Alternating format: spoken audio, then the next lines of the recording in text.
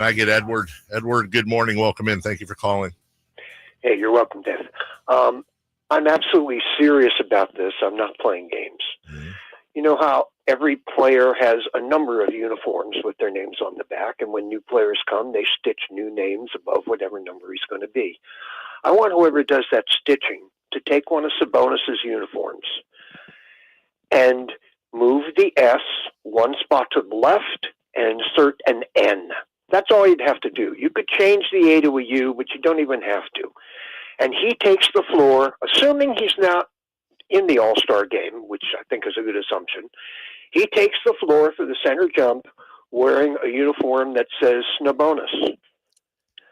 And everyone will see it, and everyone will write about it. There will be pictures all over the league, and they will not be able to avoid the fact that they kept the guy off the All-Star team with real All-Star numbers. So that's my take, and that's what I would hope they would do. Now, right after the center jump, they could send a guy out with a regular Sabonis uniform. He could change it on the court, but everyone is going to notice, and everyone will pick it up. So I think we need to be a little more active. Edward, what if they take the S and the A off and they just change it to an N and an O to represent the $1 million he lost, and it's just no bonus? Boy, now he has a jersey he could wear out for the second half. Yeah, because they have lots of jerseys. They change them if they get sweaty. Get a new jersey in there. Exactly. All right. Well, thank you, Edward. I appreciate that. You're welcome. Have a great day. Happy Valentine's Day. All right.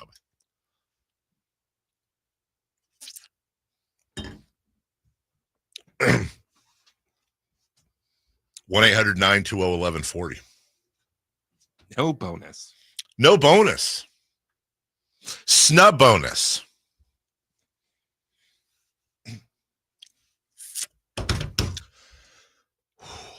Let's get to your texts. Yeah, watching Levine and DeRozan score is such bad basketball. Let's go back to watching Metu, Daquan Jeffries, and Hassan Whiteside. I don't understand that.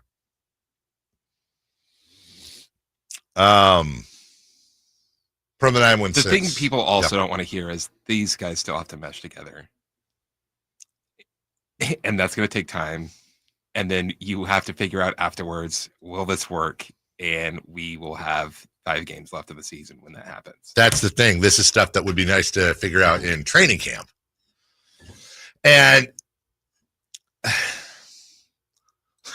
let me just take that text. All right. Watching Levine and DeRozan score is neat. I like it. I enjoy it. I'm not being sarcastic. It's awesome. What is not awesome is watching the other team score more. So then the question is, do you want a fun, high-flying offensive performance and you lose? Or maybe dial that back a little bit, put in a little bit of gritty defense, and you win. Personally, my opinion, I would rather have a less entertaining offense and win than a more entertaining offense and lose.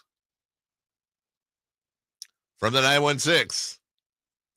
A lot of people just hate this team. Even when Kings win, haters didn't believe it. I guess you're going to hate watch your team for the rest of the year. Something you, meaning me, Carmichael Dave, warned the team, fans not to do before the trade. Hey, look. Losing and being around 500 when you've got a win-now team, we can talk about it or we cannot talk about it. I'm trying to find a tweet somebody sent me to overnight. Oh, here we go. Real question. Why aren't Kings fans happy? Kings are 1 game above 500 in the play-in and just lost a game. Overreaction all the time just because the Kings were good 1 year. You're turning into Warrior fans. Don't understand that either. I think it's okay to have expectations. I think that's kind of a second cousin to, well, they're not in Seattle. I think it's okay to have expectations, and I think it's okay to take a realistic look at your team. Your team that, if you zoom out, is 5-5 in their last 10. Your team that if you look at the schedule, has lost recently to a 10-game losing streak New Orleans. I'll forgive the Portland loss. They've been doing well. Philadelphia on the road, hapless. You've got Golden State, Charlotte, and Utah coming up out of the break. Golden State and Charlotte at home, Utah on the road. You got to go 3-0. You have to go 3-0 there.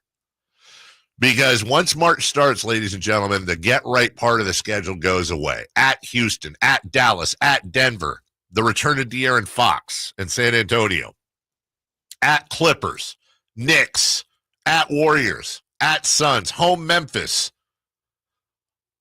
home Cleveland, home Chicago, home Milwaukee, and then here's a fun back-to-back Monday, Tuesday, March 24th and 25th at Golden One Center, the revenge-oriented Boston Celtics, and then the very next night, the Oklahoma City Thunder come into play. And then after that, you got 10 games left in the season, which features at Cleveland, Denver, and the Clippers again as 3 of those 10. For the most part, that schedule is semi-winnable. But, hey, by the way, Portland's there. You lost to them already. You're at Orlando. You lost to them. You go at Indiana. That's Tyrese Halliburton. You go at Detroit, who beat you at home, and then you finish against Phoenix, which may have very big playoff implications. I'm telling you right now, once March 1st hits, you got Golden State and Charlotte at home, and you're at Utah. Once March 1st hits, you got a big, big reality check. A lot of people heard Kyle and Katie yesterday, and even I kind of misunderstood what they said at first. They said that the toughest part of the schedule, this is the toughest part of the schedule they're getting through. They meant so far this year, not toughest of the season, because I heard that and I was like, what? This is not the toughest part of the schedule starts March 1st.